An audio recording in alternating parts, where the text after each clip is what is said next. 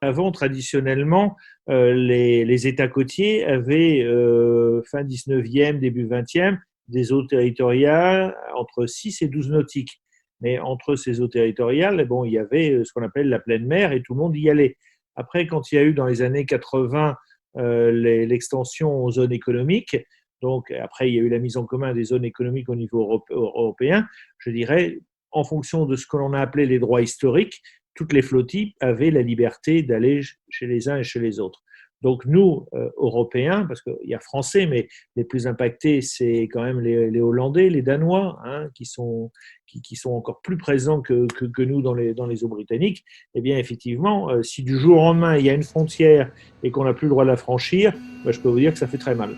Finalement, vous avez le bateau, le Fileyeur, qui est à Dunkerque, qui fait moins de 12 mètres et qui est à 3/4 d'heure, même pas une demi-heure, 3/4 d'heure des eaux britanniques, qui va être impacté à 100% dans son activité.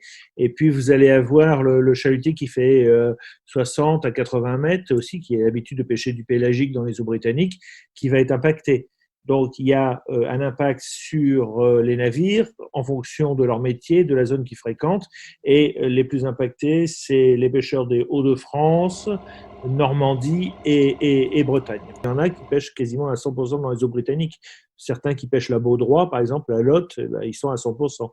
Donc, en réalité, je dirais, en impact, hein, le segment, on a des armements, des bateaux qui vont être impactés entre 25 et 85%. Les bateaux alors, qui n'ont plus accès aux eaux britanniques sont obligés, bien entendu, de se rapatrier dans l'espace français ou européen, là où ils ont des droits historiques.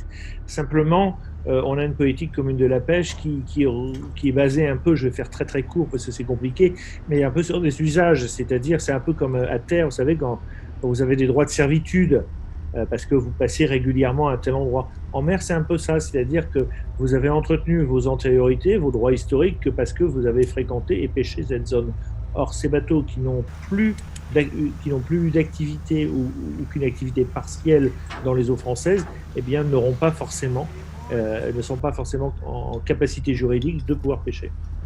Et en plus, vous imaginez bien que tous ces bateaux qui viennent sur la bande côtière, là où il y a déjà effectivement d'autres bateaux qui, eux, pêchent traditionnellement, ça va poser effectivement des problèmes de cohabitation.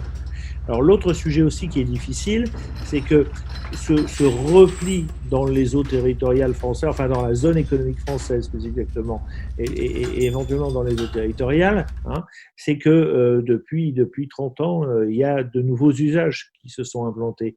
On a tous les passages de câbles pour la fibre optique, hein, pour Internet. On a les extractions de granulats, on a les zones Natura 2000, les parcs marins, les futures zones éoliennes, hein, puisque vous avez vu, il y a une rafale d'appels à projets. Donc là, ça veut dire aussi que non seulement il y a un problème de cohabitation entre pêcheurs, mais il va y avoir un problème de cohabitation entre autres usagers. Et ça va être un petit peu compliqué. Retrouvez tout France Bleu sur francebleu.fr.